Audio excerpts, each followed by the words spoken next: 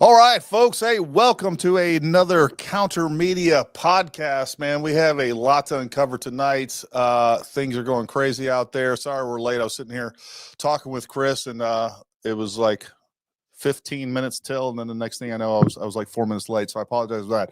But we got a lot to cover tonight. Man, this thing is getting weirder and weirder as we go along. I'm going to bring on Chris. Chris, welcome to the show, as always.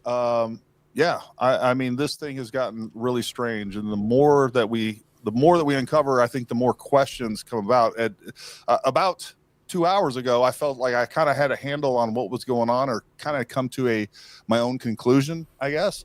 And then, as some more information comes out, completely blew that out of the water. So, what's going on with you, Chris, down in Australia?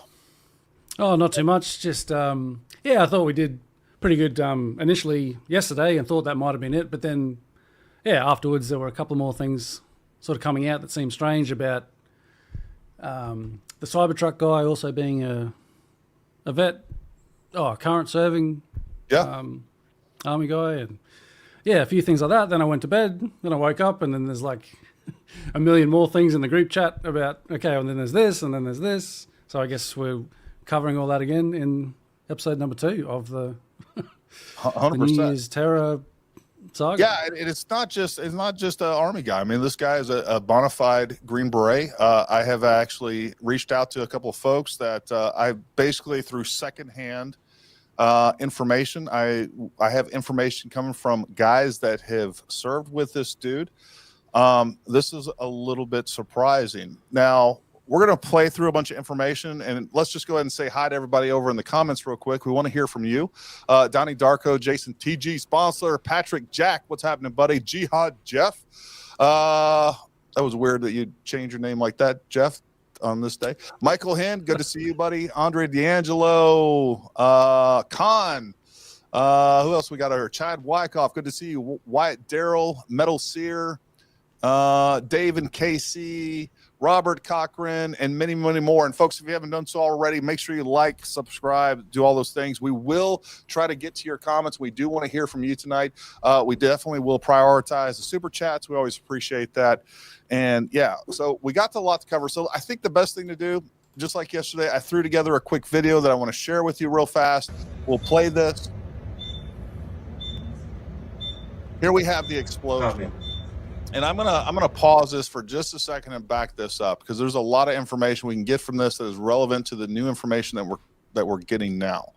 We're going to talk about supposedly the timeline of when this vehicle arrived, but I want you to notice, folks, that there's this person right there, right over here in the corner, just I don't know what, 20 feet from the truck when it blew up. We'll talk about all of that as well, but we can see this play out. It goes off. That person runs off. I'm sure they were injured, but clearly they were not, critically injured or blown off their feet or anything like that. I have some thoughts on the explosive device that I'll share with you. But we can see what's going on here. Not a real, folks. This is not a, this is not high explosives. This is clearly what they're saying it is. We have some gas. This is more or less an incendiary device, more so than it is designed to harm anybody. It's really meant to kind of just blow up and set on fire the vehicle itself. I think I saw a comment from maybe one of his family members. I don't know if you've seen it, but basically saying he's quite competent. If he wanted to build a big bomb, he could basically build a bomb like the Oklahoma City bombing if he wanted to. Absolutely. Look, we'll get into his resume just a little bit here in a second, and I'll tell you, any Green Beret that I don't care where you are on the team. Now, for those of you that don't know what ODA is, Operation Detachment Alpha, you have 12 guys on that team. 2 of those guys are trained what we call 18 Charlies or engineers, but really what they are is they're demo guys. With that being said, everybody on an ODA knows explosives. We know how to build door charges. We know how to build satchel charges. We know how to use explosives at a very high level. We know how to make improvised explosives. Like, if this guy wanted to do more than this, I think he absolutely has the capability. Did he have the time? Now, that's another question that we can talk about. We can play around with and we can discuss. But we are going to get into, we see that person right over there. So this is who we're talking about. Matt Livelsberger. All right. So he right now is an operations director, intelligence manager. We'll look a little bit more. And just up to a couple hours ago, his LinkedIn profile was still up. So you can search this.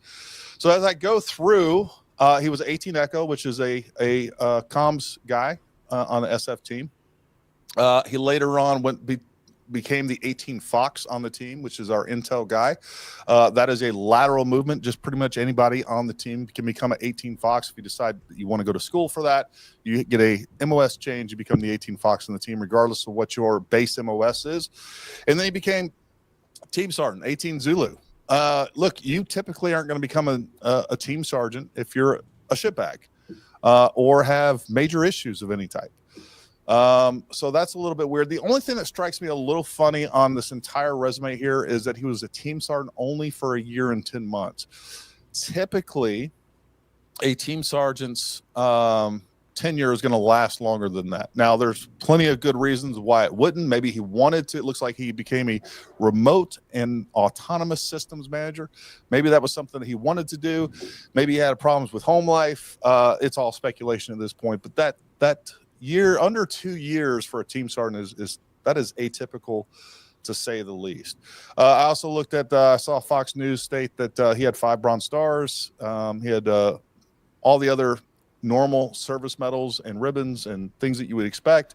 5 good conduct medals, all those things. So like nothing weird strikes me. I haven't heard anything in the SF community. I'm actually still reaching out to a couple of folks, hoping that I can get them, either talk to them directly or even have them come on if they want to anonymously, people that have actually served with him, so we can get some more direct information about this guy. As we go along here, this is one thing I looked up.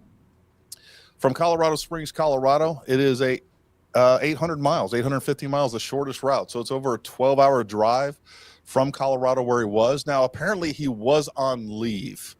That kind of brings up some other things. But according to Las Vegas Metro Police Department, the Cybertruck was rented in Denver, Colorado on the 28th. Kind of shows some different spots that he stopped along the way. We'll talk a little bit more about that. Here we can see the Cybertruck. This is where things get a little weird to me. Police then tracked the Cybertruck to several locations along the Las Vegas Boulevard, including a parking lot of business near the Flamingo Road and Las Vegas Boulevard.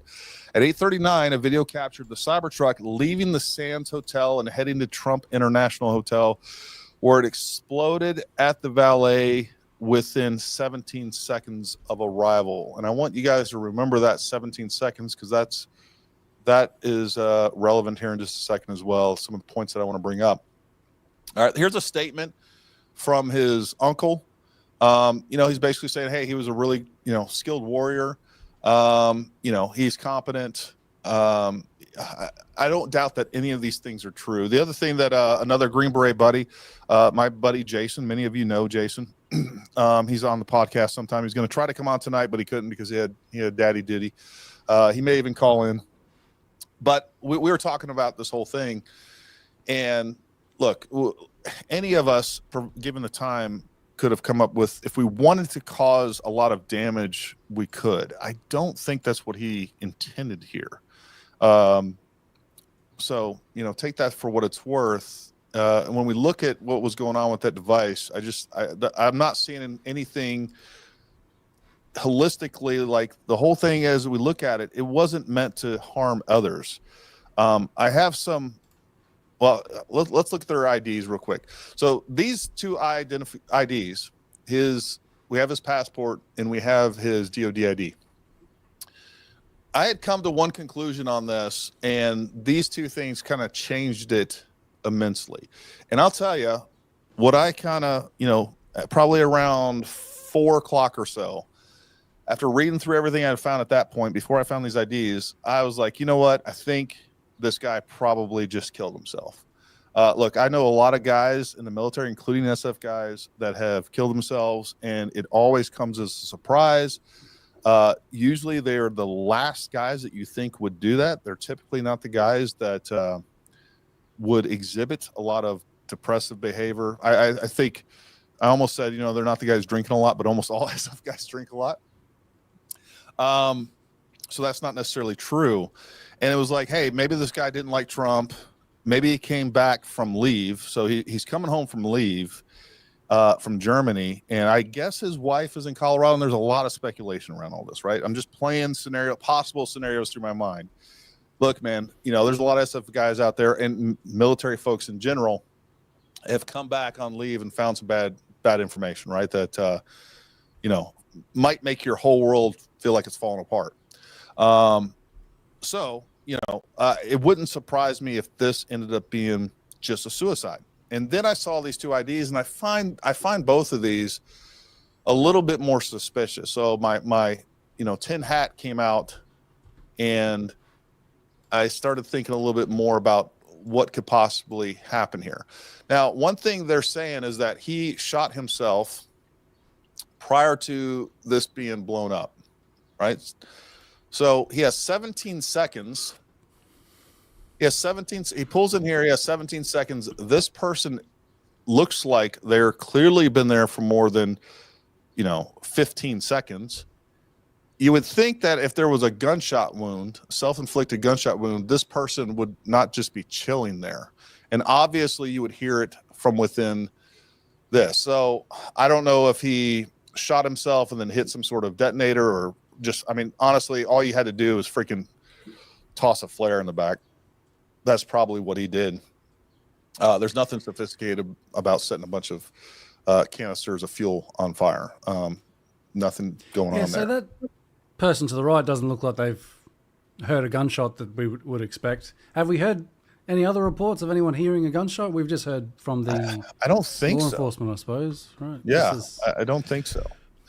So that's the claim. He shot himself right there just before he blew it up. But I suppose maybe we can't confirm that just yet because.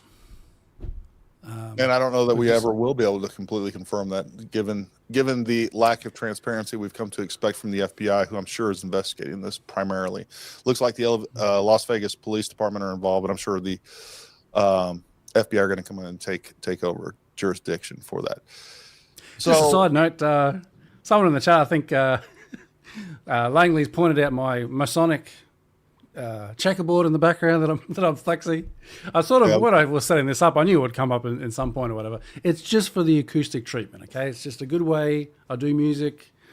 Putting your little things like that it just makes the sound good. It's not, you need someone on that tip my hat to my masters in the Freemason Club or whatever, You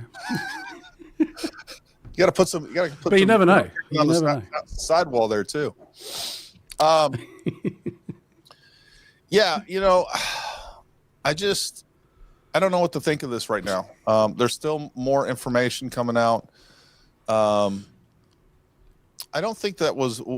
I know we have a AR pistol in there. Are we sure that's a 308? I had pictures of it. Matter of fact, I think I have some pictures of it right here. I don't think it's 308, but it could be.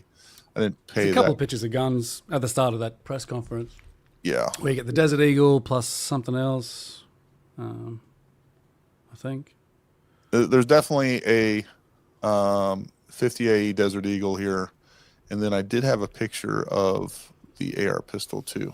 I'll find it here in a second. I don't think that AR pistol is in 308, but I could be wrong. It's possible. Absolutely possible with that. Right now, I mean, what's your thoughts on this, Chris? Right now, I'm not feeling like there is a connection between New Orleans and this incident. I feel like these are two incidents in coincidence with each other. What's your thoughts on that? Yeah, it's hard to say at this stage, but yeah, I would guess that they're not related because what relates them? They happen on the same day, which is something, sure, and they both went to the same base, I guess, same army base, which a lot of people do, as you sort of saying to me.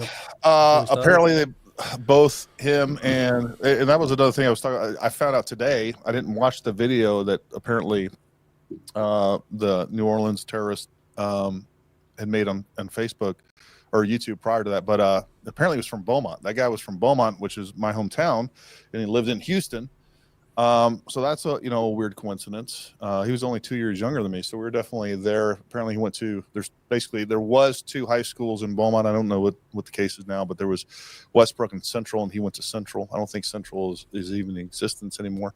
With a bunch of people, I talked to my mom just today about this, and a lot of people and Beaumont are all up in the air about the whole situation, that a lot of people knew hit this guy, that guy as well. So I don't think the fact that he happened to be at Bragg, and of course there was also people trying to tie the second attempted assassination, the attempted assassin to Trump, also to Bragg, because I guess he had been there. Look, a lot of folks go to Bragg.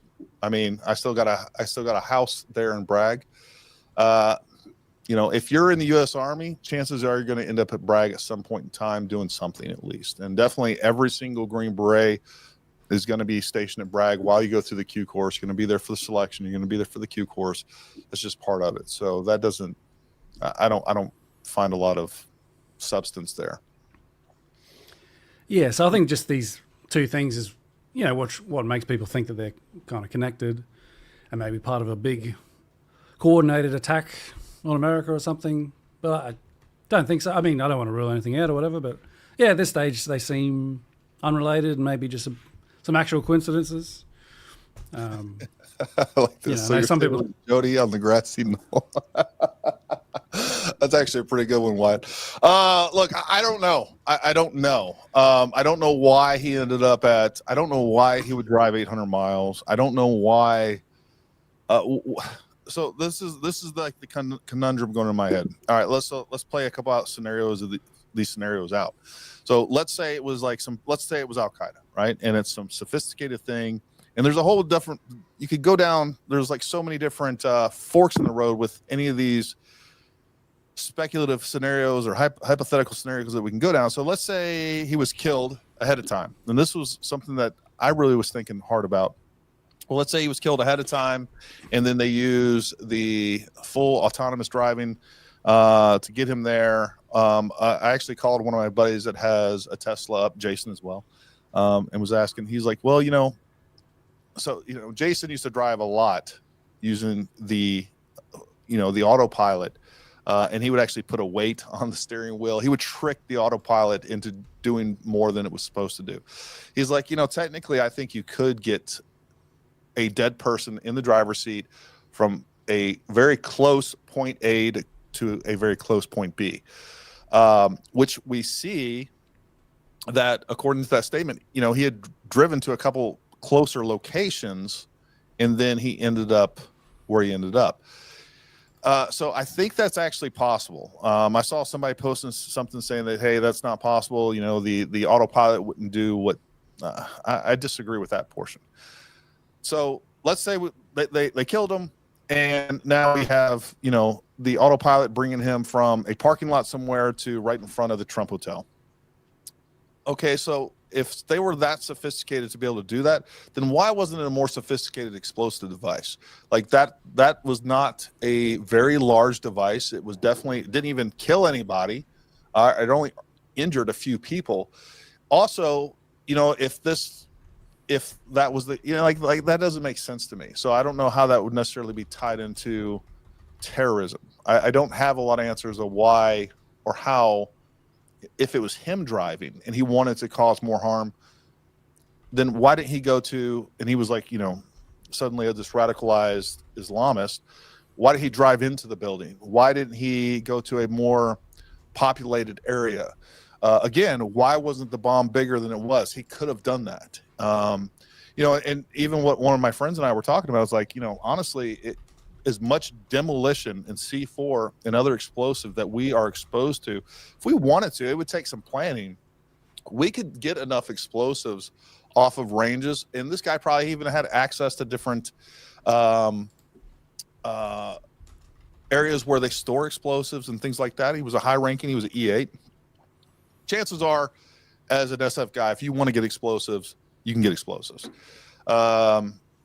So, I don't know, but all these scenarios that I play out in my mind just don't make a lot of sense to me ultimately. And, you guys down in the comments, let me know. And Chris, what's your thoughts on that? Yeah, I'm not really too sure either. It does seem, for show rather than mass destruction. Yeah. But I'm not sure what kind of show it is, whose show it is, whether it's just him yeah, maybe going out with a bang. I'm really not too good at sort of on the, early events, sort of speculating exactly what's happening. I really don't know, but yeah, it does seem sort of unrelated, and I think you were right with your initial suggestion of him possibly just wanting to kill himself. And Yeah, not and necessarily kill anyone else. and again, this one is way to go. speculation upon speculation upon speculation.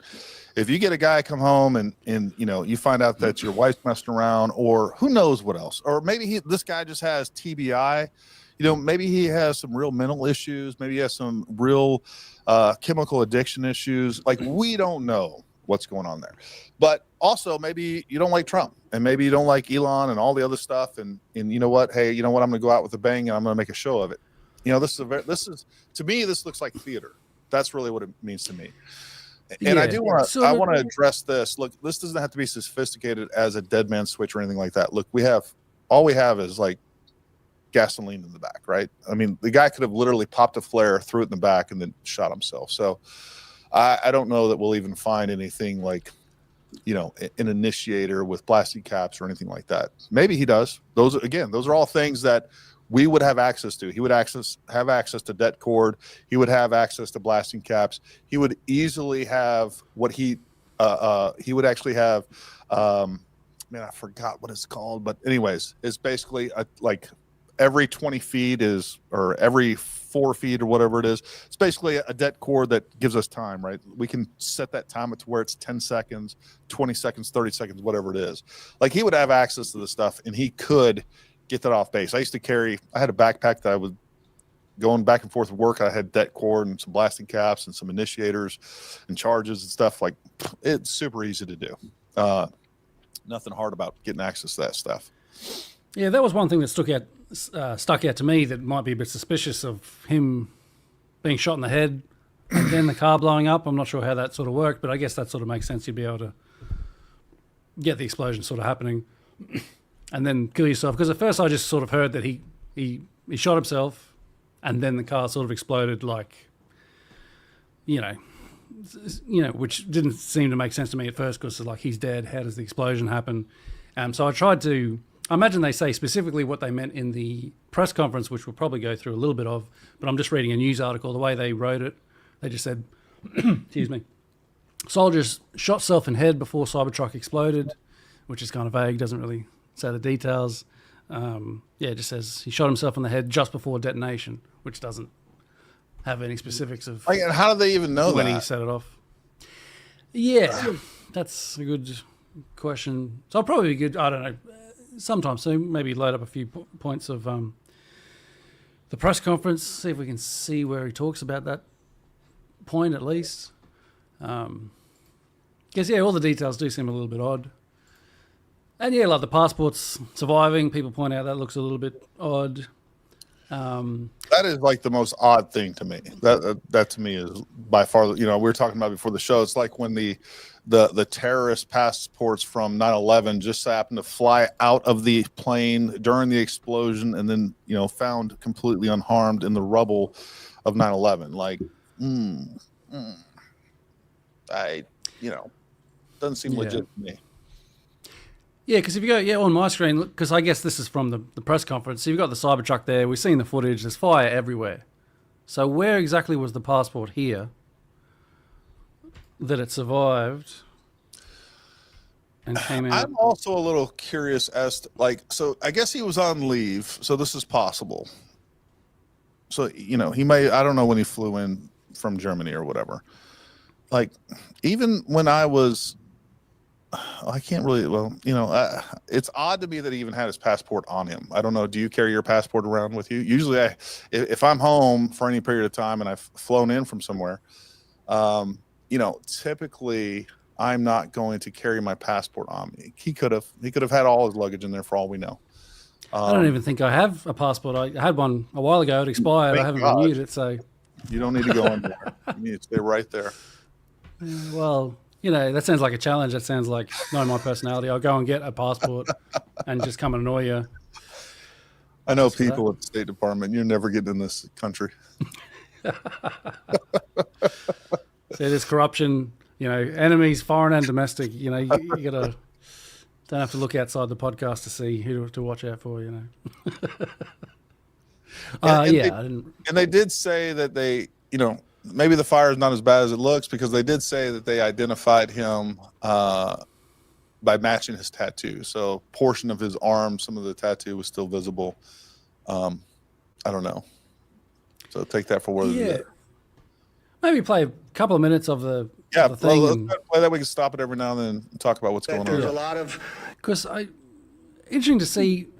Yeah, I thought I might have misheard, but I thought this guy said something like the body was damaged beyond recognition, which would contradict the tattoo initial thing, report. I might have misheard that.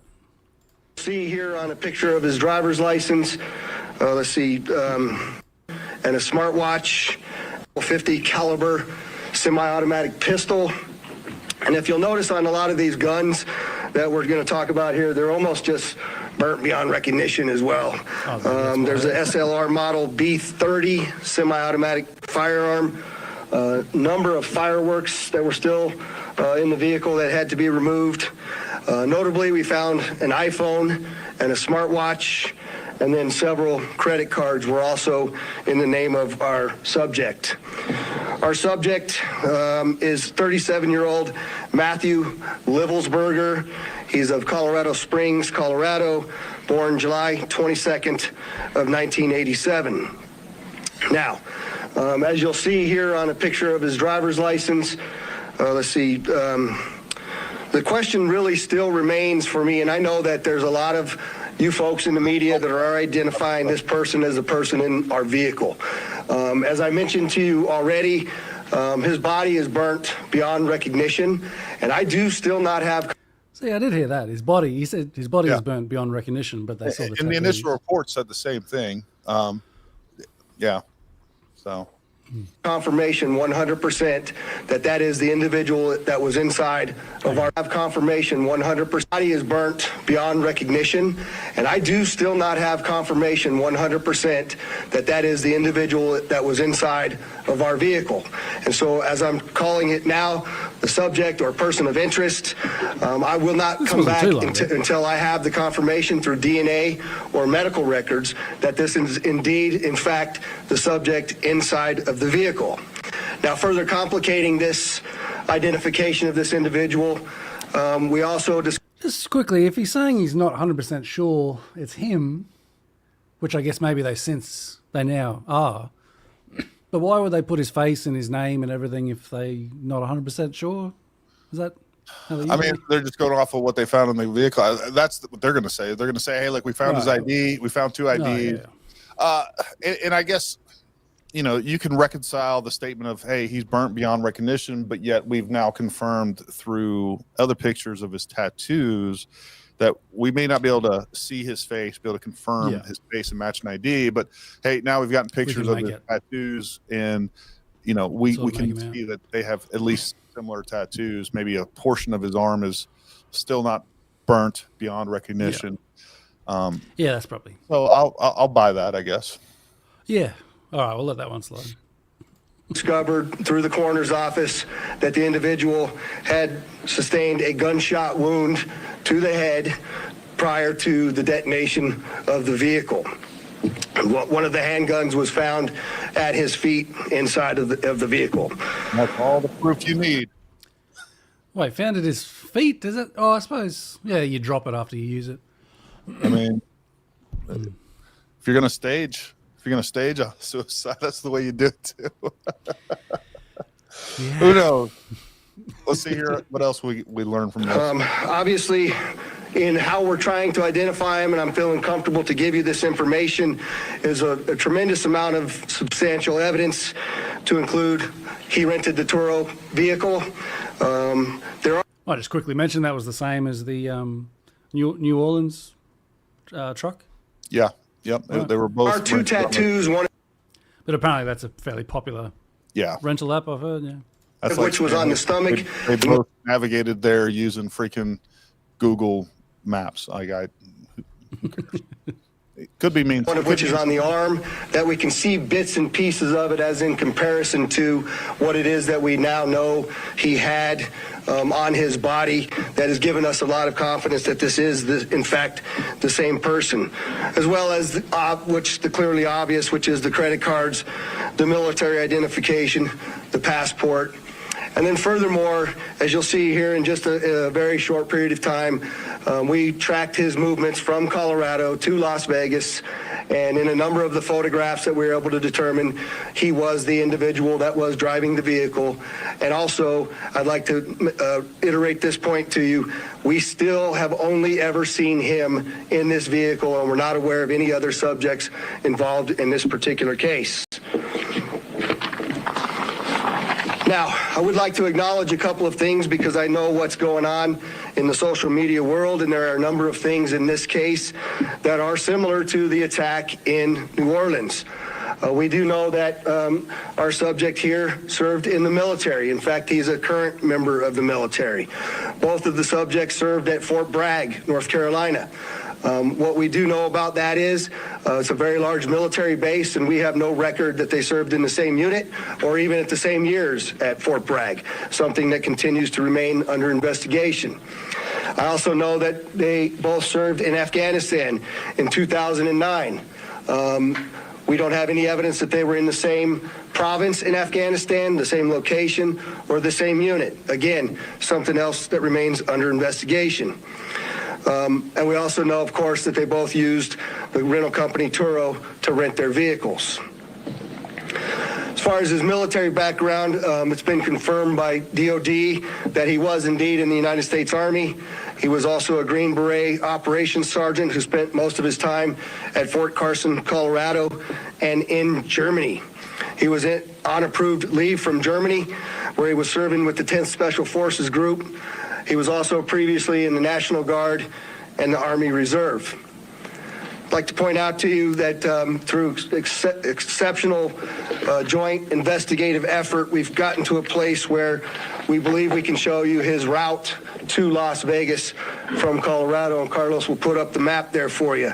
And we know that he rented the Cybertruck in Denver on December 28th. We tracked his movements through the Tesla charging stations to Monument, Colorado on December 30th. On the 31st of December, the truck was charged in Trinidad, Colorado, Las Vegas, New Mexico, and Albuquerque and Gallup, New Mexico.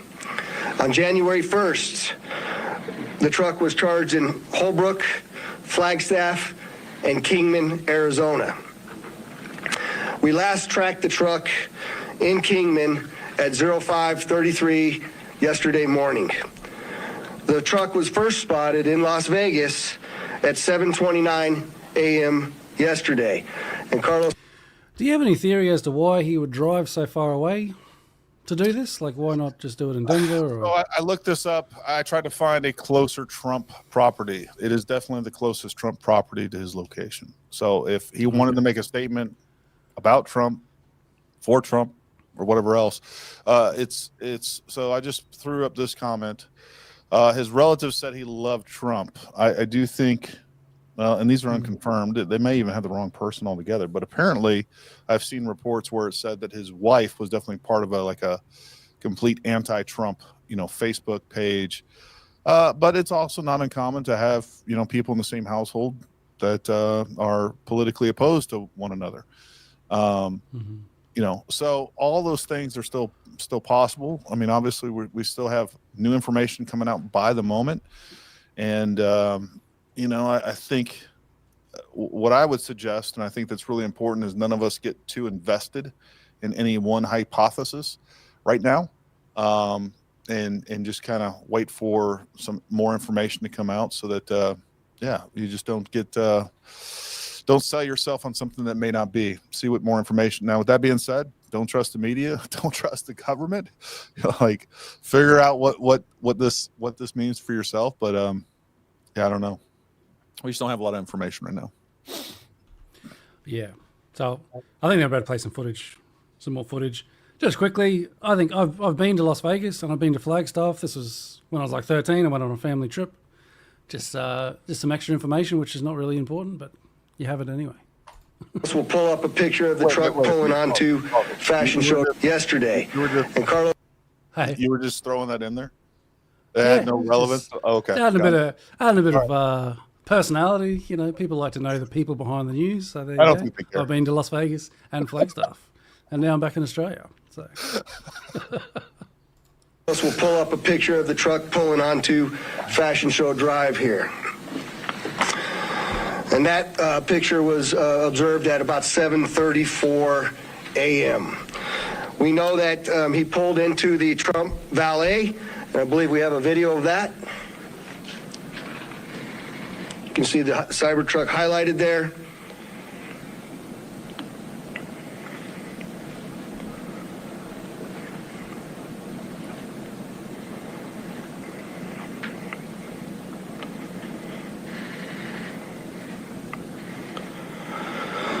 So through extensive surveillance video, we were able to track him leaving there, and we know that he went to several different places along Las Vegas Boulevard, and he spent some time in a parking lot of a business near Flamingo and Las Vegas Boulevard.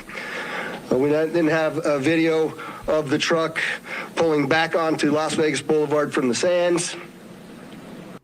I wonder what that was about. He went there first, and he drove around, stopped somewhere else, and came back. Pre-attack surveillance, man. Checking it out, seeing what's going on. Look for opportunity and vulnerability. You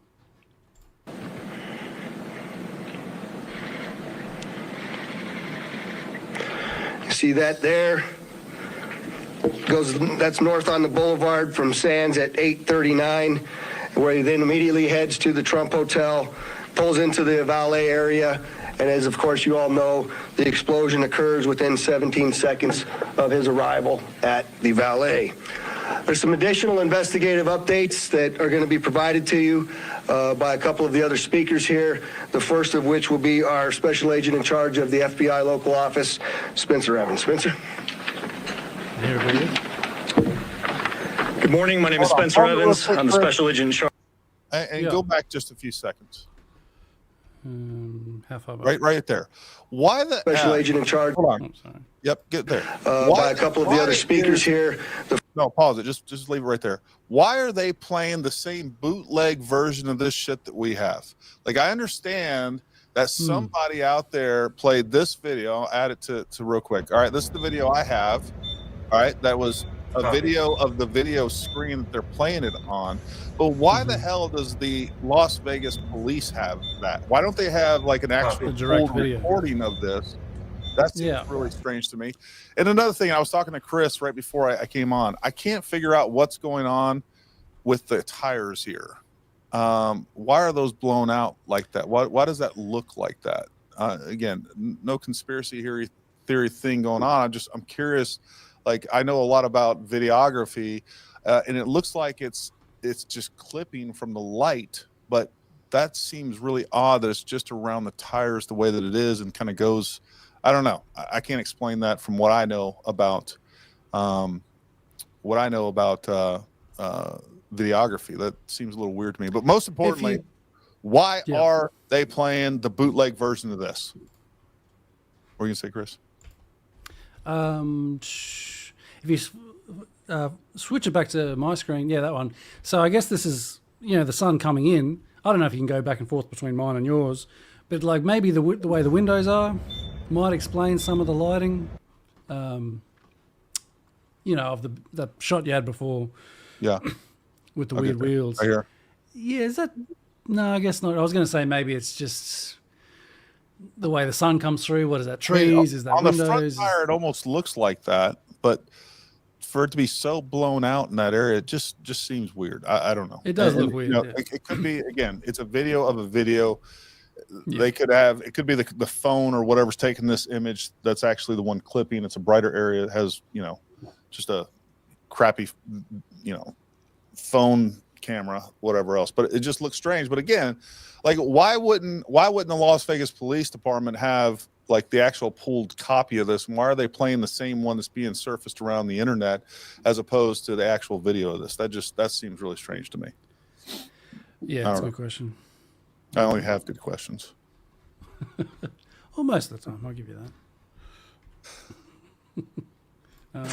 As the sheriff mentioned, we've been working through the night with our partners, the Las Vegas Metropolitan Police Department and other agencies, to gather all the facts and determine a motive to what was initially reported to the FBI as a bombing incident, to which our special agent bomb techs and others responded.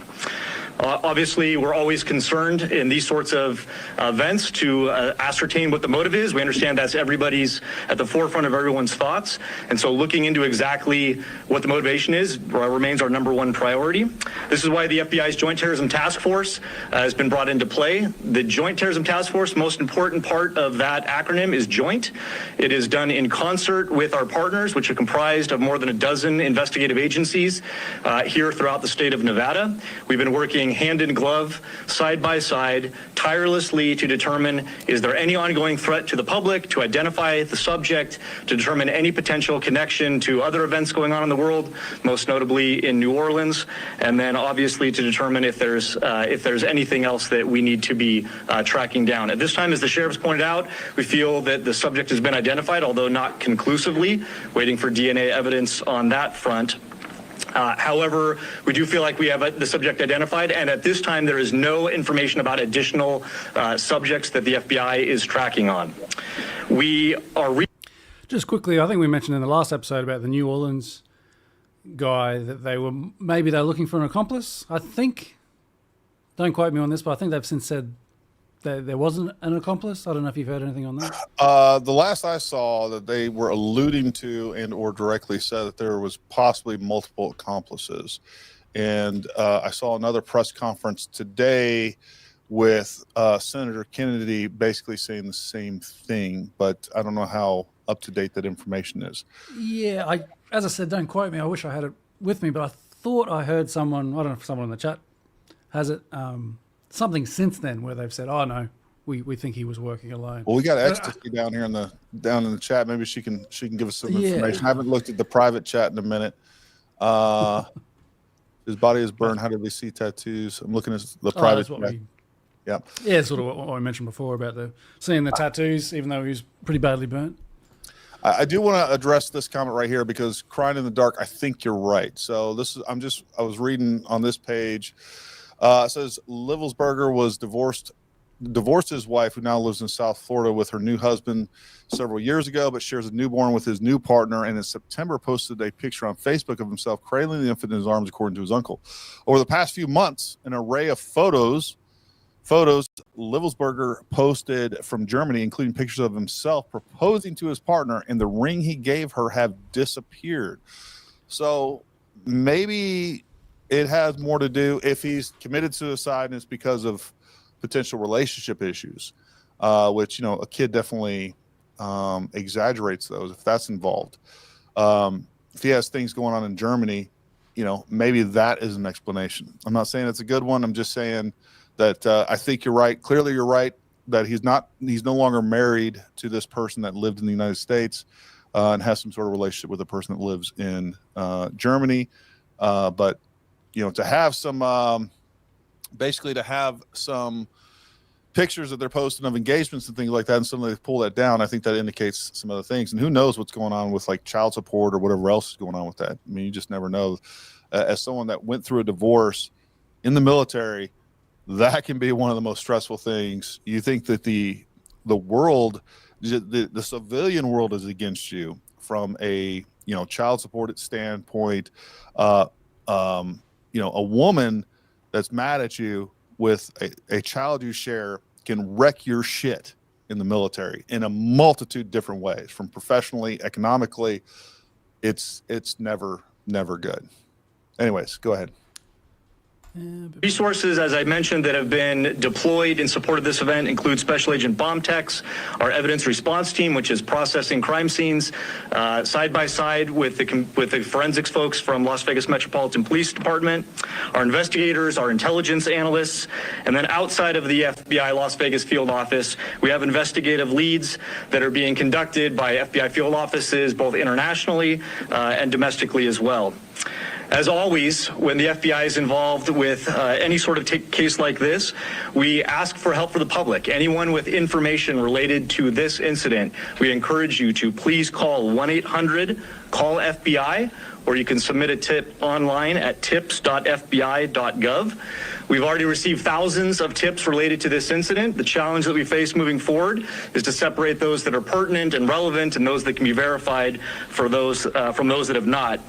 For example, one of the tips that we received just today relates to information alluding to this subject's personal experiences related to his time and activity in the military. Again, that's unverified and uncorroborated, but one of many tips and leads that we will be following up in the days that come.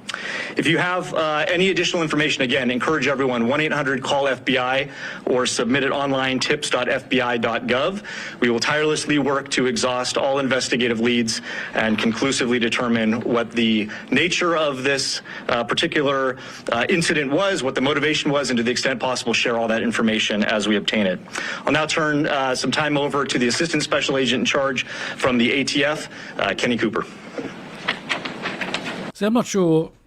Unfortunately, I haven't gone through all this. I don't know who's really worth listening to more than the others.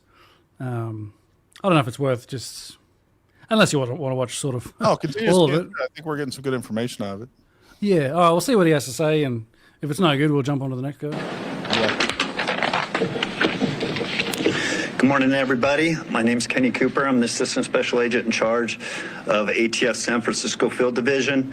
ATF is bringing our expertise in post-blast investigations and our crime gun intelligence to specifically assist in this investigation.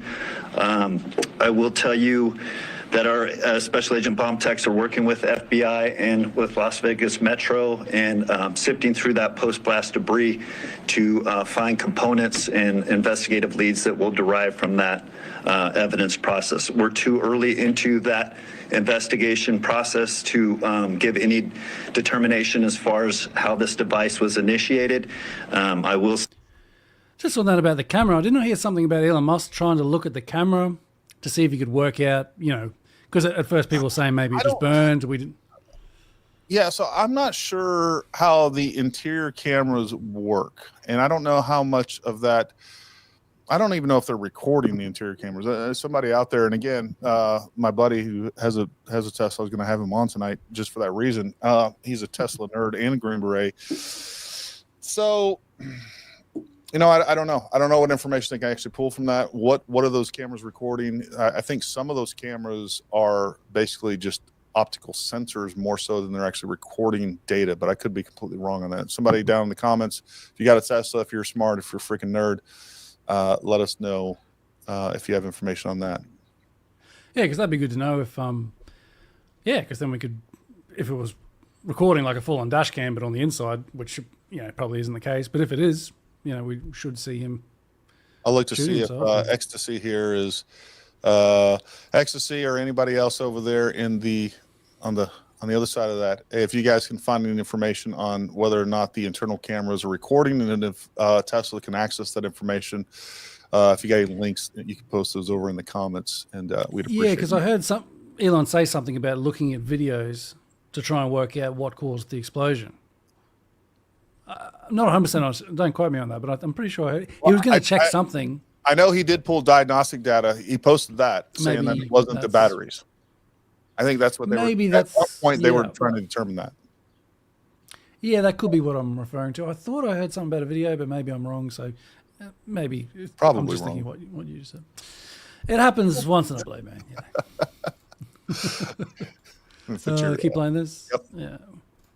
Say that we do know that the components primarily consist of fireworks, mortars, aerial shells, and are all consumer fireworks. Nothing commercial grade has been discovered at this point, and we've identified some fuel enhancers like the Coleman fuel and VP Racing fuel, and some explosive targets that can be purchased at any sporting goods store. We've also, as the sheriff mentioned, we've identified 2 semi-automatic handguns recovered from the Tesla. We have successfully. So apparently this is the one he used to shoot himself. I think I read somewhere else. And I guess, according to what the other guy said. two guns, it'd be the most practical if you're going to between the two. Between and then AR pistol and that. I mean, you could do either one just as easily. It's still a fairly short-barreled AR. But, I mean, if I'm going to shoot myself, it's probably going to be with that because you're not going to walk that off no matter what. And then after he shoots himself, it falls not on his lap, but on the ground, which I suppose is possible, but sure, you never know. Yeah. And, you know, the passport survived pretty well, and it's all possible, but you never know. 100%. Trace those firearms, and I can tell you that Matthew Livesberg lawfully purchased both of these firearms on December 30th, 2024. We have agents following. So he just bought them recently just for this, I guess. He didn't have weapons before. Yeah, so he rented, what we determined that he rented the vehicle on, December 28th. So he actually purchased those. Well, let's get to this piece right here. Yeah. So he stopped in Monument, Colorado on December 30th. So, I mean, I guess he purchased those firearms in Monument, Colorado. And that's the only thing that makes sense to me. Yeah, interesting. Following up those investigative leads, we know exactly where those firearms were purchased, and we will share any developments from those leads as they come in. Thank you. We also have the Clark County Fire Chief here, John Steinbeck, and he didn't have any additional updates, but if there's any questions in regards to what the fire department did during this, he's here to answer those questions as well. With that, I'd just like to say before I take a couple questions from all of you, you'll notice that we're not releasing information that we haven't corroborated and verified.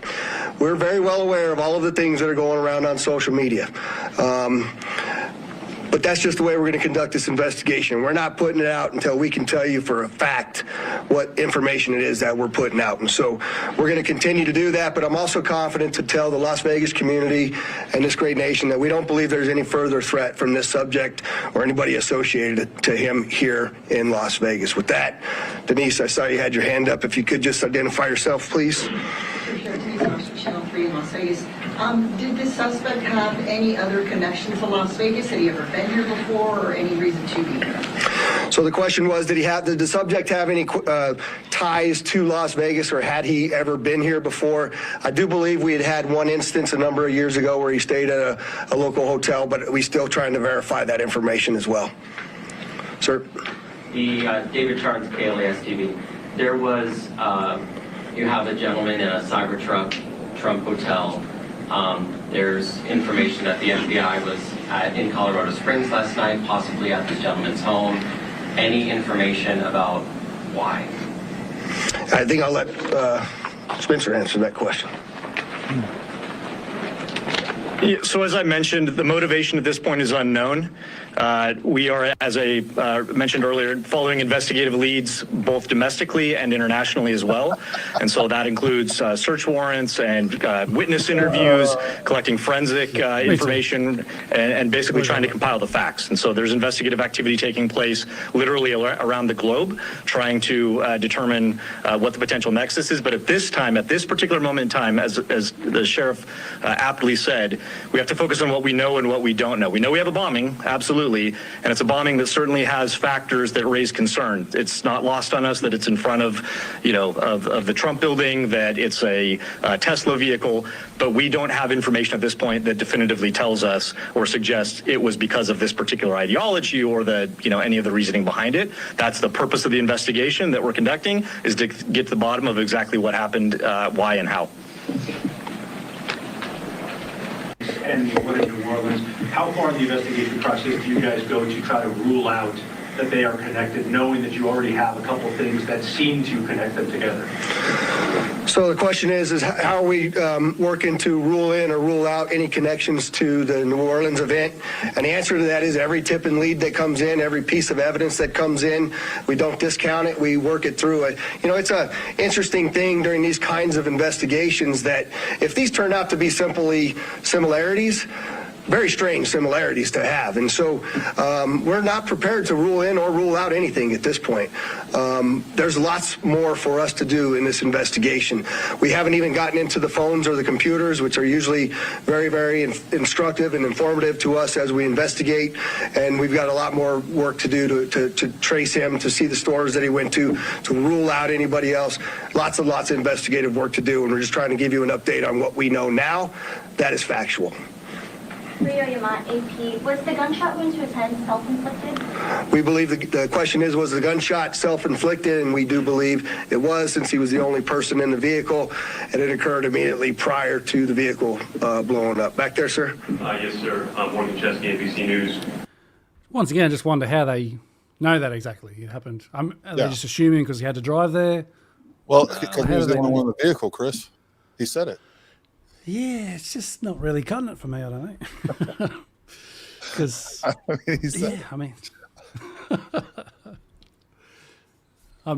mean, when you put it that way, I guess he did say it. So, but yeah. With the evidence you've seen so far, are you comfortable now calling this a suicide mission?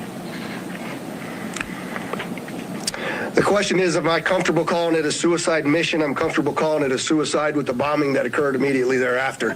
I'm not giving it any other labels. And with the friends and family you've spoken to so far, have they shared any prior red flags? The question is, did we have any of the family members share any particular red flags? Again, I'll go back to what I know is circulating on social media, but none of that has been verified at this point. And final question real quickly. All the components you found inside the Cybertruck, were they all purchased in Colorado? The question is, were all the components found inside of the Cybertruck purchased in Colorado? And I don't know the answer to that. That's part of why we're doing the extensive part of the investigation. Neil, Associated Press. Can you talk a little bit about the security measures you have in place at the hotel now? So, as you all know, we had just successfully completed a New Year's Eve event. Maybe skip this one. Don't really need to know unless you really want to hear the answer to that one. No, you can skip that one.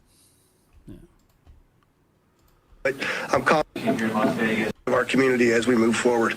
Go ahead in the middle there. I guess it's something on the lines of we're doing all we can to make things safe for the people.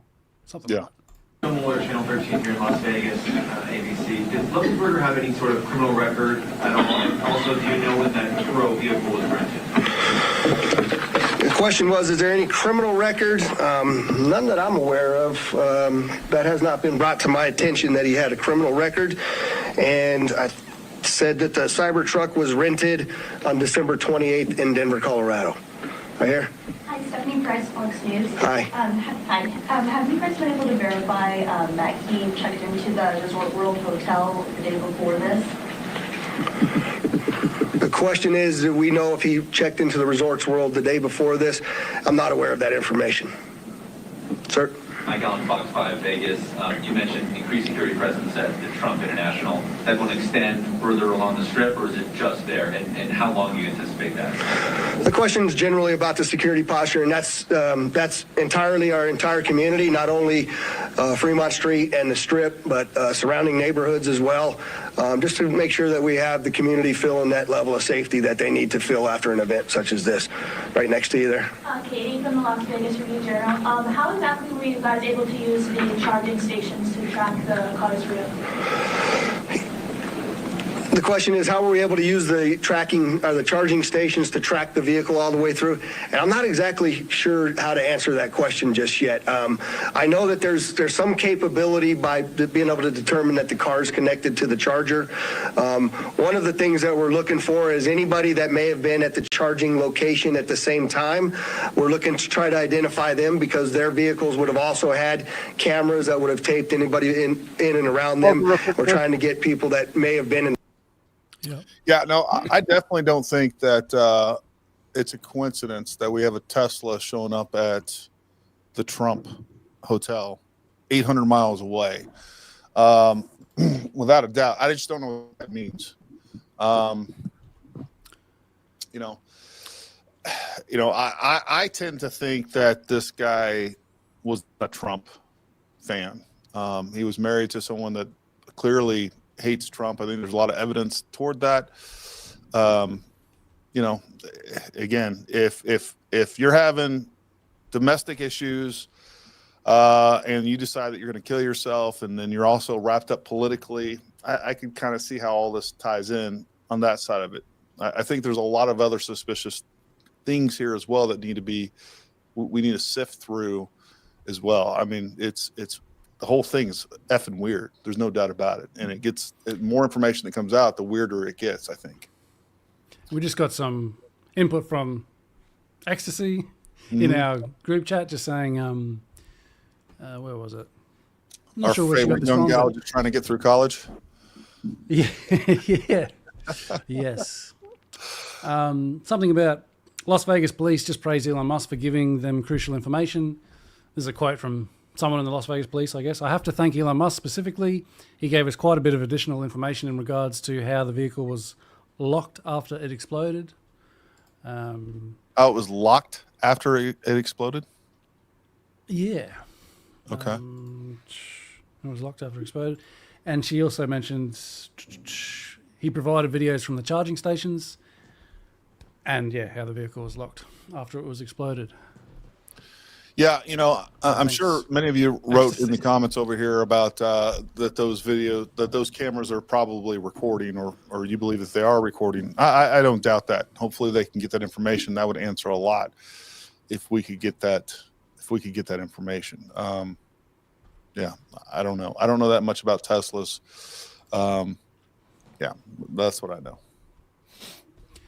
Yeah. In the same locations at the same time that have video on their vehicle that could provide that video to us as well. I'll take two more. Go ahead. Rio Lima, again, AP. Can you talk about the damage being contained by the Cybertruck itself, and do you think that plays into whether he was aiming to hurt others, or was it a public suicide? Yeah, the question is about the Cybertruck and the lack of damage to the Cybertruck and containing the explosion. Carlos, if you could put that truck back up there, it might be helpful, but you'll see if you look on. It just is interesting that, yeah, the passport survived in that, to me, Yeah. I mean, I keep saying, I guess it's possible, but you never know. But I mean, is that even possible for those passports to look? I mean, even when you look at the footage and not the initial footage, like there's another video that I have somewhere on this computer of them showing the fire from inside the hotel, and you see how intense that thing is burning. If he's sitting on it, if his wallet, depending on what his wallet's made out of, and he's sitting on it and it's protected away from the fire, I guess it's possible. But the fact that you got both of those IDs, man, that just seems so weird to me that, like, not one of them's completely toasted. Like, I don't know. Yeah, I've got that footage shared on my screen now of the music. video from the other side. No music. Yep. All right, blow that up. Yep, this is it. So bro, that just keeps burning. Yeah, and this is. Meanwhile, this the passport's tucked away. Here. Sorry. No, I'm just saying it only gets worse from there. I mean, it's just gonna. Yeah. Yeah, I just muted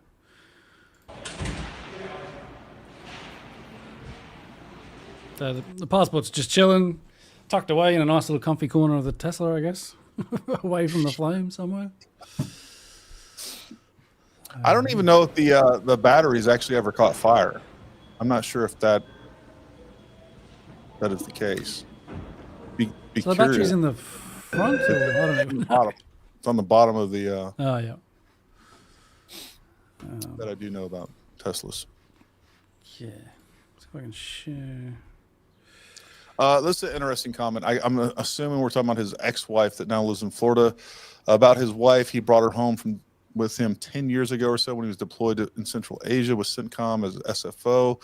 She's originally from Tajikistan. So I don't know.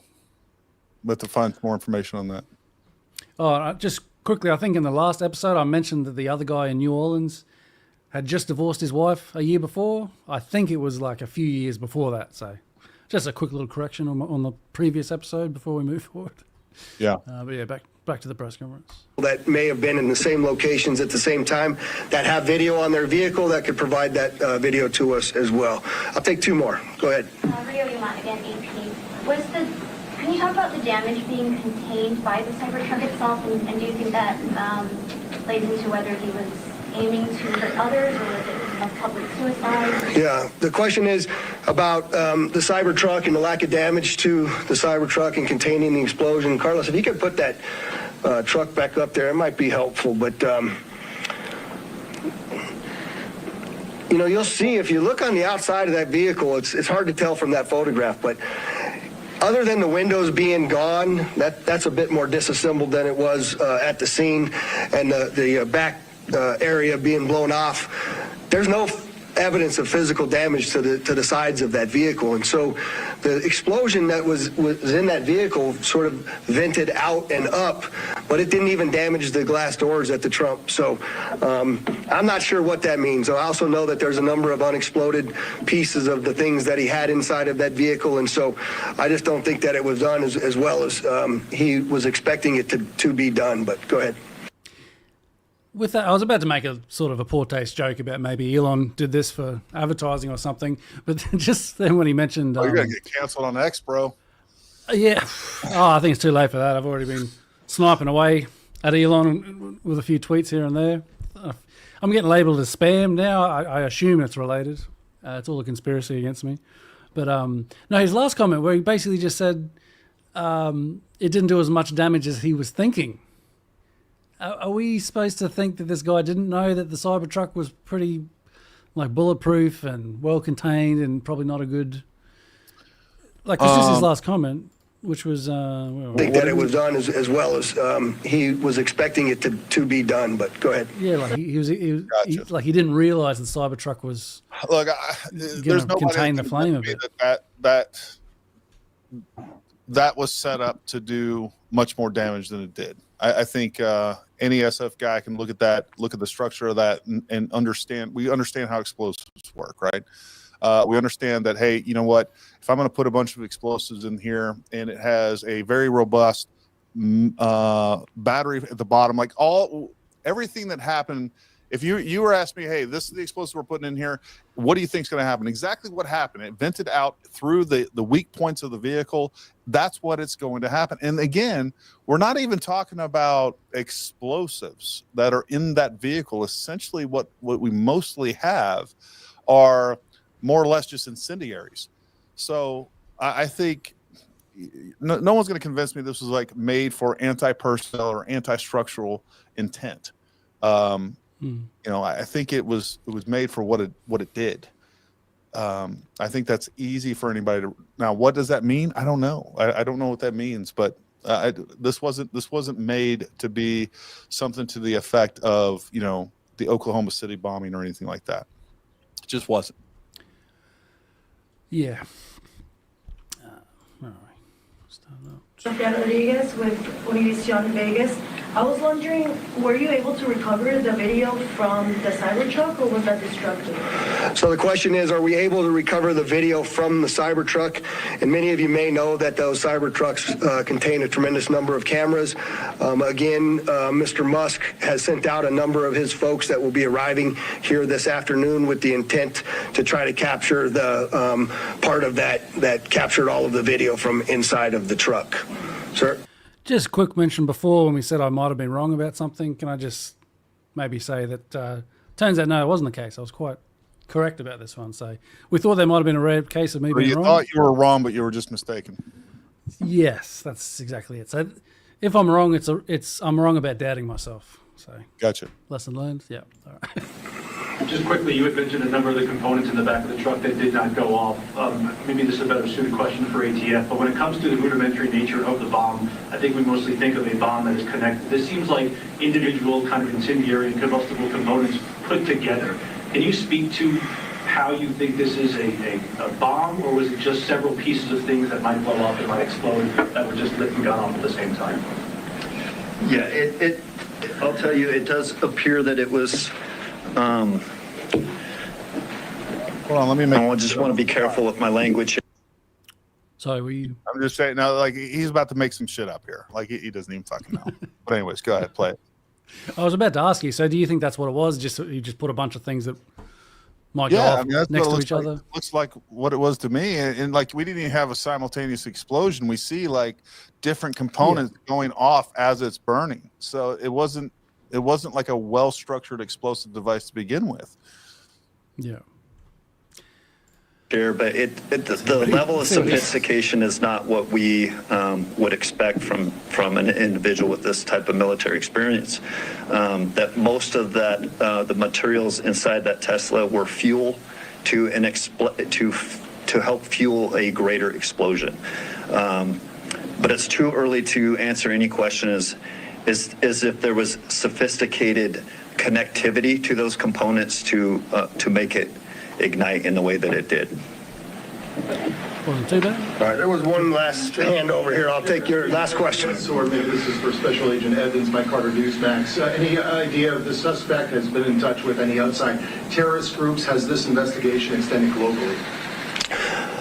The question is, do we know whether the subject's been in touch with any outside terrorist groups or if it's been investigated globally? And Spencer, you want me to? Okay.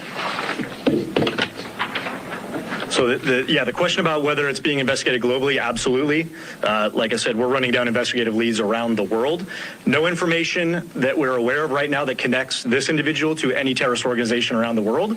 But that's obviously the thrust of the investigation, is ruling out that there's any sort of terrorism nexus, and then again getting at what the ideology is. We appreciate you all coming, and we will be back before you when there's substantial updates to provide to you. Thanks for all your great work. Well, there you go. Still, I mean, it's all good info, but it still doesn't really get us any closer to knowing exactly what happened. But yeah, it does seem like he didn't want to kill people or blow up the building, but for whatever reason, want to go out in a blaze of glory. Oh, well, not a blaze of glory, but I mean, he could have did a lot more damage. Obviously, if he just used the truck as a weapon, just like we saw in New Orleans. So, the idea that this was meant to be some huge bomb, I just don't think the evidence supports that whatsoever. There's some interesting theories that I actually hadn't thought about. There was somebody that said something about, what if he had information on the New Jersey stuff? He was about to whistleblow on that. I don't know, but there again, that's a leap of speculation by quite a lot. Anything's possible. I mean, what was even the timing on this? Do you know when this was, before or after the New Jersey one? By a couple of hours, either way, I suppose. I'm not sure the exact time of. We're talking about blowing the whistle on the New Orleans thing. New Orleans. Yeah. New Orleans. This didn't happen too far. This didn't happen too long after that, did it? No, I mean it was. Yeah, so I don't think bit of a stretch to say. It just feels and looks like these are two separate incidents. You guys tell me what you think about in the comments down there. Like I'm not getting the vibe that these are related. I'm not seeing any evidence that these are related. So you guys let me know what you guys think down there. It was just interesting. Yeah, the two on the same day when there hasn't really been anything like this for a while. And then there was also that another shooting in a nightclub. I don't think anyone died, but in New York there was a shooting where 10 people were injured or something. At first, I thought I did see that. Maybe, but no one died in that one, luckily. But I just fixed it, Con. Just fixed it. And this may be a little off topic a little bit, but with the New Orleans one, they unfurled the ISIS flag, and we've sort of just accepted, that was on the back of the truck and they unfurled it. Is it possible, this is getting a little bit conspiratorial or whatever, that they've sort of come up with that on their own? Like maybe that wasn't even on the truck? Because we didn't really, we did sort of see a pole, maybe it was covered, but then why would he drive the truck into the pole? I guess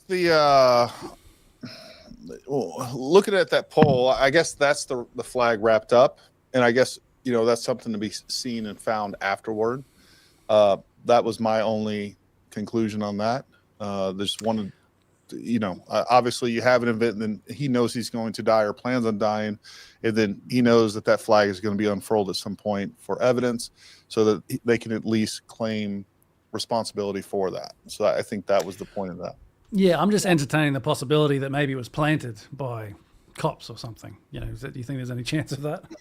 I don't think there's any chance of that. I think there's going to be a lot of people up on those balconies and things like that. They're going to be watching that. I mean, anything's possible, but I think that would be really tough to pull off because, they're going to be able to secure the scene and they may even tell people to get off their balconies. But you got to understand right there on Bourbon Street, like every building there has balconies and every person is, there are people on every one of those balconies. And there were several pictures that came from that event that came from those different. So I doubt that they would be bold enough to plant that type of evidence. It's probably unlikely. I just thought because there's only that one picture, I'm not even sure what the source of that one picture is of the flag. There's not any other videos or any other pictures. What gain would there be from that? Like that looks bad on the administration. The administration doesn't even want to call it a terrorist attack. He definitely hasn't once said anything about. I haven't seen any official at the federal government level talk about, that this is, fanatical Islamic terrorists or anything like that. Like I haven't heard that. I've heard a little bit of that. Even Biden said, I think at the briefing we played last time, he's like, well, he did look up Islamic extremist videos that might have inspired him and stuff like that. So it could be to fuel some kind of I think scare of Islamic terrorism. See, I think they're playing a little bit of semantics. That's what I've seen. I haven't seen them once say, "Hey, you know what? This is a a terrorist attack." He's saying, "Hey, you know what? He was inspired by this or this." It goes back to almost like the JV comments, like, "Oh yeah, they're terrorists, but he's not a real terrorist." That's the vibe that I've been getting from the federal government overall. Like this is really nothing to worry about. They're downplaying it in many different ways. And again, this goes back to, I just posted this on X today. Like if we go back to the beginning of this administration, both the FBI and Biden said the number one terrorist threat to the United States was, white supremacy. Okay. Clearly that's not the case. It's never been the case. And I just think they've completely downplayed domestic terrorism, foreign influence domestic terrorism. And the reason for that is because it doesn't fit their narrative, because they're letting all these people coming across the border intentionally, and they have to downplay that threat so that they can continue to justify allowing foreigners come through our borders unimpeded. Yeah, that's a good point. I think sometimes the government can be kind of crafty and they can sort of speak out of both sides of their mouth and play different roles. And I think it is possible for the Biden sort of, not open borders, but close to it kind of thing to exist with the threat of terrorism out there, with the threat of these other things. So they could, on the one hand, want to bring in a lot of people and not lock down the border, at the same time sort of scaring people about, it's basically the same stuff America's had since 9/11. You've had all this war on terror and a bunch of different wars and loss of civil liberties and stuff. And this could just tie into the similar kind of thing that does generally benefit governments of both wings. Yeah. This is all just speculation or whatever, but I was just sort of thinking with the way a lot of people are connecting this, you had the ISIS flag, then you had this other attack. This is part of a lot of people were sharing that interview with Sean, some lady maybe connected to the CIA. I probably should know more about this, but they were still talking about, she warned about a worldwide, jihadist, plot to sort of take over, start bombing all over America and multiple cities. And, I haven't really heard this directly from the government, but you do hear a lot of that on Twitter. And maybe that's a desired effect to get people scared of something like that. But I don't know for sure. Yeah, I don't. My biggest problem, and it could be that I'm just not aware of what it is. Anytime that I'm playing through these different scenarios, just none of them are making sense for me right now. And that doesn't mean that it's not true, that there isn't a grander conspiracy, or that he was dead before he arrived. Right now, it doesn't make sense with the information that I have. I did just get a text that I will be talking to someone that knows him personally. And I don't know. I think what we need to do, Chris, is schedule another one of these tomorrow. I know a lot of people have been talking about the Sarah Adams. I know, Jeff, you sent me some texts on that, and people have talked about. I've watched multiple interviews with Sarah Adams, not just the Sean Ryan show, and of course she's been on his show multiple times as well. And I know the most recent one is what a lot of people are talking about. So, yeah, no, I mean, she brings up a lot of interesting things, kind of predicting some of this, I guess. I think really ultimately she's talking about a much larger scale, which is larger scale attack, either in the near future or later on down the road, which is still possible. Yeah, I don't know. What I will say, when I listen to Sarah Adams and everything that she's talking about, and she's talking about the different people coming across the border and things like that, I don't think what she's relating to is, this jackass from Texas. I think that is a separate event from what she's really talking about, and I could be wrong. But I haven't actually heard her. She's been on Sean Ryan multiple times. She just recently did one, I think, like mid-December or early December. That's worth listening to. I think the things that she's alluding to are not what we saw in New Orleans. Something larger, something more sophisticated. Could be wrong. Obviously, this guy did a lot of damage. He killed 10, I think it's up to like 15 people now, I think, are dead. The fact is he did a lot of damage, and he was just one person with one vehicle. Imagine if we have a much larger scale attack that's much more planned out, that is much more sophisticated. We are completely vulnerable in this country. And one of the things I meant to bring up yesterday, folks, if you're not doing it now, number one, okay, if you're not carrying a gun every day, you're a fucking idiot. I don't know other way to say it. All right. You are a fucking moron if you're not carrying a gun every day to protect yourself, protect your family. The other thing that you need to be carrying every single day is med gear. Like, you got to carry med gear, and you need training before you carry it. Don't just carry a tourniquet and pressure bandages and whatever else if you haven't had the training to do that, whether it's through us or somebody else. Like, this is 2024. Like, get out there, get some training. That's actually more important, and you're more likely to save lives with the med gear and knowing how to use it than you are with a firearm. But both of those go hand in hand. Like, you got to carry a firearm, you got to carry med gear, carry something on your person. We've talked about lots of different products on this channel that you can carry on your person that are easy to carry, then have a much more robust med gear setup on your truck, in your vehicle, at your home. Like, man, that's what saves lives even more so than a gun. But you should be carrying a gun, especially at this day and age. You should be carrying a gun. Your wife, your significant other, your 4-year-old children. I don't care who they are. All right. They all need guns. Everybody needs guns. Get your guns, folks. America.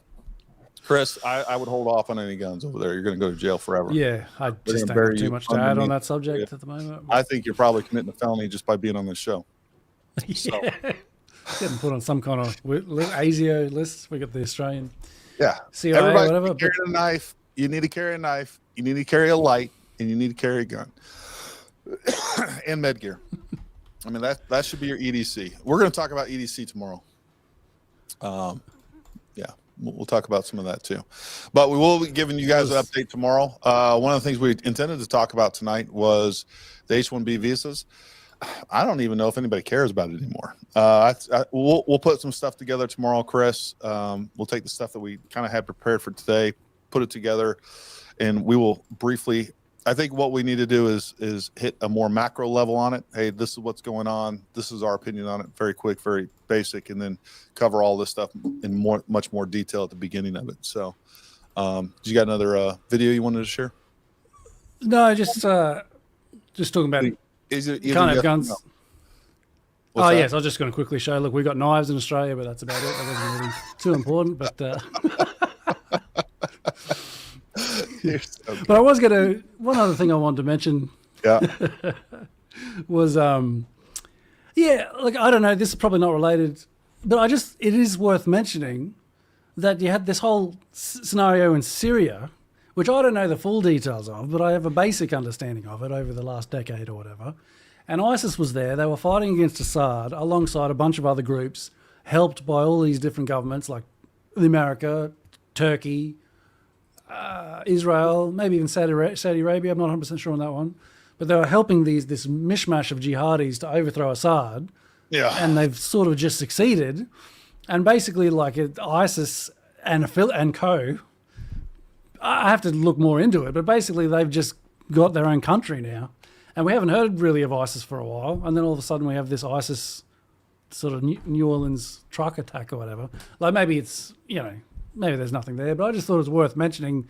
Well, remember Syria? They've like the ISIS and al-Nusra, and I forget, whatever. The guy that's in charge now, he used to be linked to Al-Qaeda. I'm pretty sure they were in Iraq fighting against American soldiers, and then they used that training to go in Syria to fight against Assad, and they've won now. And that's a bit of a messy situation. I don't know enough about it, but I just thought it was interesting. Like, isn't it interesting now? The friends of ISIS, basically. Maybe I'm oversimplifying or whatever. There's probably some so-called moderate rebels in there that were fighting for freedom and whatever. Let me tell you something. I think just as bad as Iraq, us going in there and messing with Syria and Assad was a huge mistake. What we do know is prior to this is, there was relative peace in Assyria prior to this, all of this. You can say good, bad, or indifferent about Assad, but I think he's a figure that's much like Saddam Hussein. It was one of the very few people that could be in charge and keep peace going on over there. I know several people that, when all this broke out several years ago, one of the people that worked for me was from Syria and, was like, hey, look, we always supported Assad because, number one, they were Christian. So Assad allowed, like, there was peace between Christians, Muslims. It was a very westernized country. Syria was even helping America with their war on terror somehow, like 100%. Investigating terror suspects. This goes back to the Obama administration and the warmonger that is Hillary Clinton. That whole group, man, they started so much crap, and then you have Benghazi and everything that's taken place.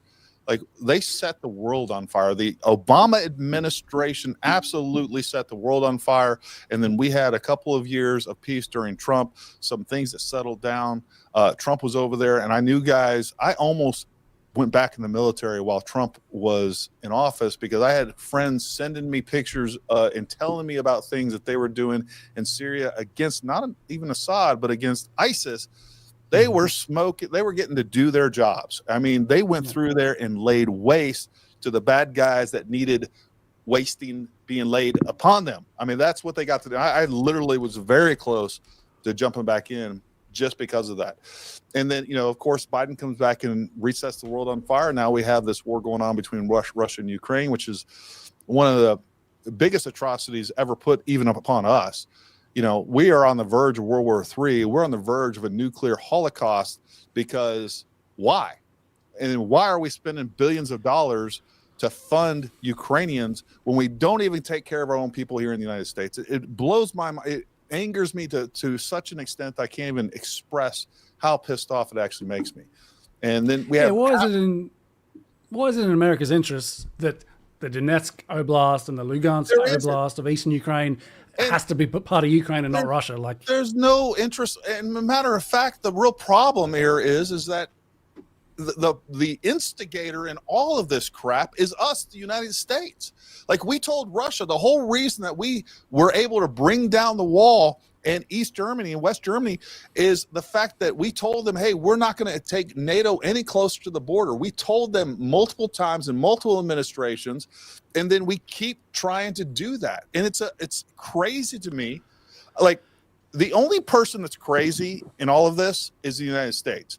You want to talk about Putin's crazy and all this stuff? That guy has showed so much restraint because here we are. Every bullet, every missile that is going his way right now is coming from the United States. And the fact that he hasn't started shooting down American planes and American assets and even launching missiles right here in the United States shows an unbelievable amount of restraint on his part, because we sure would. If we were in the conflict with Canada and they were 100% being materially funded by Russia, guess what? We would declare war on Russia and say, hey, you know what? You're in this too. If we see one of your planes coming nearby, if they're within reach of one of our missiles, we're shooting them down.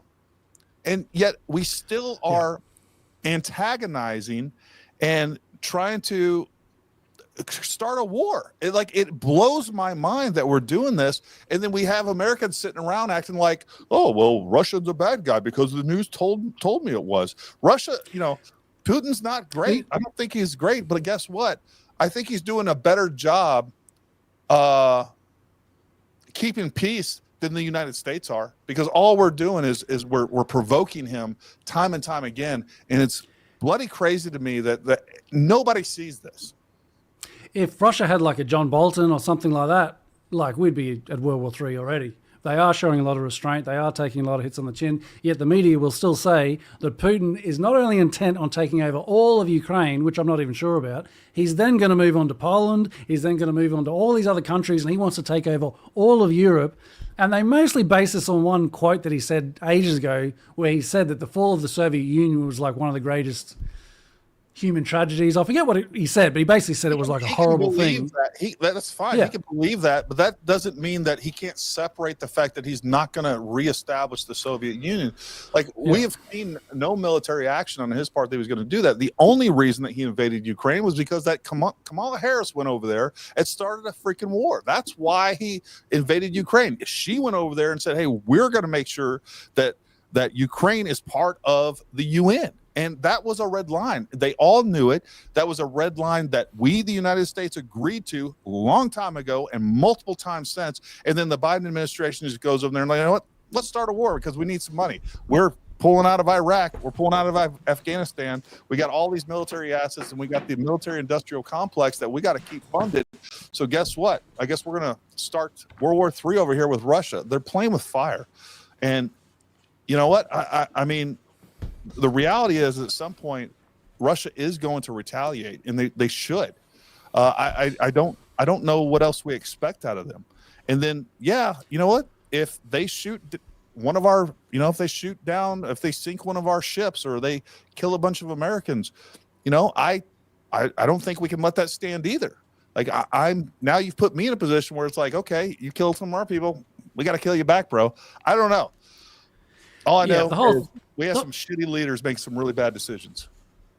Yeah, I've mainly followed from 2014 onwards, and it's just been provocation after provocation. It's like they were trying to get Russia to invade, like they finally did 8 years later.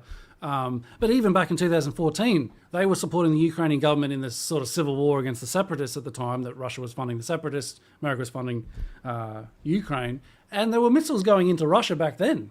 I'm not sure if any Russians died, but like a Russian house on Russian territory was I'm pretty sure was bombed from Ukrainian territory back then, and Russia just had to take it on the chin. Can you imagine America getting bombed on American territory by some other country and just being like, all right, let's just, we don't want to start conflict, so we'll just take that on the chin. So the whole thing's a provocation. That's why I got a bit of a plug. This isn't me. This isn't paid or anything, but I bought this by Scott Horton, Provoked. And he basically goes through all the way back from, the fall of the Soviet Union, basically. And he basically goes through, just the contents page, I don't know if you can sort of see it here. It starts with George H.W. Bush and just goes through Clinton, George W. Bush. It's just the whole history of provocation, NATO expansion, Barack Obama, Trump, Biden, his whole thing. And it's just, so it's about, 30 years worth of provocations against Russia. Basically because, when the Soviet Union fell, America wanted to hang on to that unipolar control of the world, basically. And I'm just looking. I was trying to find. I got a book by that Zbigniew Brzezinski, The Grand Chessboard, somewhere, and he basically says that he's like, we need to, for America to stay number one for the next 100 years, we've got to watch out for Russia. And basically, he says in there that it's all about Ukraine. If the West can wrestle Ukraine away from Russia, Russia will not be a big power. If we can't wrestle Ukraine away from Russia, Russia will stay a big power. And I think that's what a big part. And this is another thing that I think is complete disinformation that we keep hearing from certain military leaders, people part of the intelligence community, that Russia is a paper tiger, that nothing that they have works. I wouldn't believe them as far as you can throw them, folks. We have no idea. What we do know is that they have hypersonic missile technology that we don't. And here is without a doubt a fact.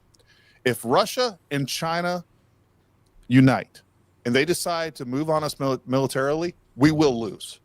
Like, you better bake that in your freaking brain, folks, and understand what's going on here. Russia and China unite, we're done. We are done. We do not have a current military that is able to support that type of war. We will not win that war. We just don't. Our military has been dismantled from a material standpoint to a personnel standpoint to a capability standpoint that we would not win that war. Like, it's just a fact. Between the amount of people they have, the amount of technology and advancements from a weapon standpoint that China has made in the last few years, they will end up becoming allies, and we will lose. So, like, this doesn't do any good, and the only people willing to play this game are the people that are getting rich off of it, and that's our politicians. And all of I used to hate the phrase military industrial complex, but there's nothing else that describes it. I used to hate that, back when I was whatever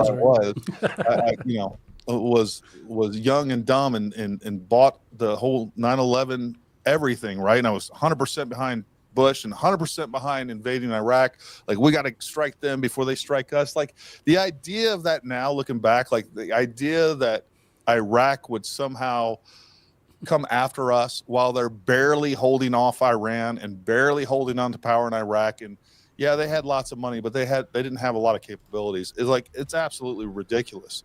It's ludicrous. And, like, we got to wake up, because we have the only thing that you can come to a conclusion of is that we have leaders in our country that are trying to destroy our country. They're trying to destroy us militarily. They're trying to destroy us economically. That is the only logical conclusion that you can come to at the end of the day. And they're doing a damn good job. And they're going to rip this country out from underneath us. And I don't know if China has promised them something. I don't know. But we're being sold out hard and fast. Yeah, it's funny. Even that Zbigniew Brzezinski, Grand Chessboard was in 1999, and he was saying we need to take Ukraine away from Russia's orbit. We need to watch out for Russia, but he also said we've got to make sure that Russia and China don't come together. So his plan didn't really. Well, I think he's sort of influenced a lot of politicians and stuff, but they didn't quite do it properly because, basically coming after China and Russia in certain ways at the same time has just pushed them together. I don't think they're natural allies or anything, and there's reasons why they could be sort of adversaries in some ways, but. Yeah, basically American policies push them together. Yeah, Russia and China. America's basically pushed them together, even though that Zbigniew Brzezinski knew that was something that had to be avoided for America. I mean, we weren't exactly friendly with Russia in World War II, but we worked with them to defeat the Nazis. I mean, and then we were immediately enemies right afterward. So, I mean, it's the old adage, the enemy of my enemy is my friend. And we have worked ourselves into a position to where it's almost not advantageous to trust us, to work with us economically. Like, we have been doing some really bad things throughout the world. We could be out there making friends. We could be out there being tough like Russia, like Trump is on China and Russia, making sure that our trade is equitable. But that's not what we're doing. We're pushing political ideologies. Trade be damned. The stuff that we're doing through the Department of State, in Africa and all these other places, the initiatives that we are focused on, as opposed to making sure that America has a diplomatic foothold in there for strategic reasons. No. We're too worried about pushing LGBTQ initiatives on the African people that don't want it, and other nations that don't want it. That's what they're focused on, and they've blown all of their diplomatic equity on stupid shit that doesn't benefit we, the American people. It benefits ideologues that are stuck in government. That's all that's happening. Yeah, and going back before, you were mentioning about the difference with Obama and Trump and stuff like that.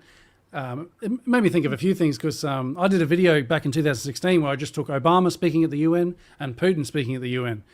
And I think it was 2016, maybe 2015, something like that.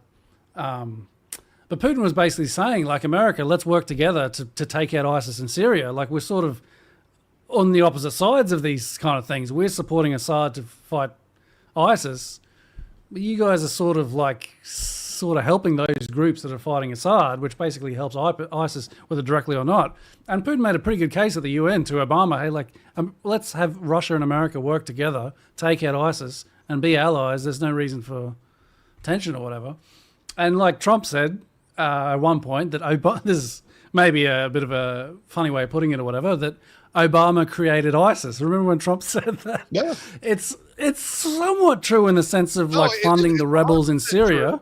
True. No. It's creating true. When Obama pulled out of Iraq in 2008 or 9, whatever it was, I was right there toward the end.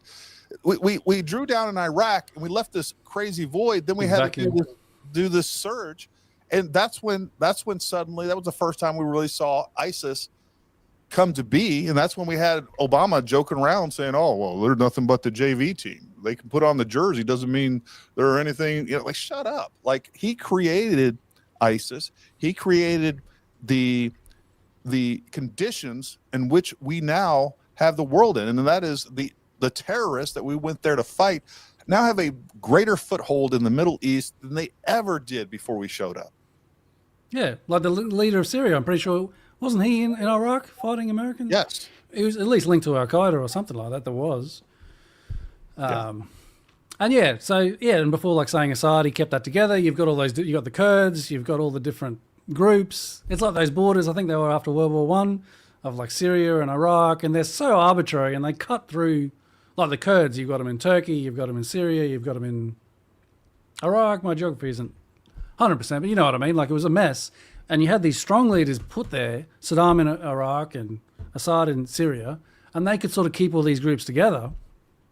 And it almost seems like the borders were drawn that way to be able to start a conflict anytime you want in the future. I don't know whether they're the Sykes-Picot lines after World War One. Not exactly sure, but it's just a mess. And yeah, like you topple Assad, you muck around with all that stuff, and it's just an absolute mess, and you should just sort of stay away and defend your own sort of country and have good relationships with everyone and try to build economic growth. I mean, that's really all we should be doing for the American people. That's what the government should be doing, is creating conditions to where we can have the absolute best for the American people. And that's what we used to have, at least to some degree. And now all they do is try to squeeze us dry at the bottom, milk everything out of the working class they possibly can so that they can fund wars overseas, so they can spread money abroad, so that they can bump shoulders to the UN and feel like they're some sort of like we're doing philanthropy with our freaking money. They're doing philanthropy with our money, and it's freaking insane. I agree with kind of both of you, Gary Shaver and Jeff Johnson. Okay, we're good at winning battles. We haven't won a war since really World War II. I know the Gulf War we technically won, that really was more like a small skirmish or something like that. But other than that, like, we got nothing to show for it. All this technology, all our capabilities, like, we haven't stepped into the Middle East ever once to definitively win a war. Like, we forgot how to do that, and it's a shame, and it's cost us a lot of American lives in the meantime. Just got something from Ecstasy with an I. She said she posted something about supposedly that Turo that the two guys rented their trucks from. Yep. I guess that's related to something called IAC, and on the board of directors of that is Chelsea Clinton. Okay, she's the director. God. I don't know. So there's Turo. I'm assuming that's linked to IAC. I haven't confirmed any of this. Well, but they got the board of directors. One of them is Chelsea Clinton. I don't know if that's anything. She's probably just as good at suiciding people as her mom is. She was taught by the best, but who knows? Who knows what that really means? I think that's something. Yeah, she says IAC. Yeah, she says IAC owns Turo. So there you go. Another, just more numbers on the Clinton kill list, I suppose. 100%. 100%. All right, folks. Well, I think we're going to wrap it up. We will definitely, we'll definitely have another show tomorrow. We'll see how much more there is that comes out over the next few hours. We'll put that together, and then we have been wanting to talk about the H-1B visa program. We were planning on going real in depth with that, but I think we can kind of give you enough information to form a opinion on it, and try to give you good, clear, objective information on that.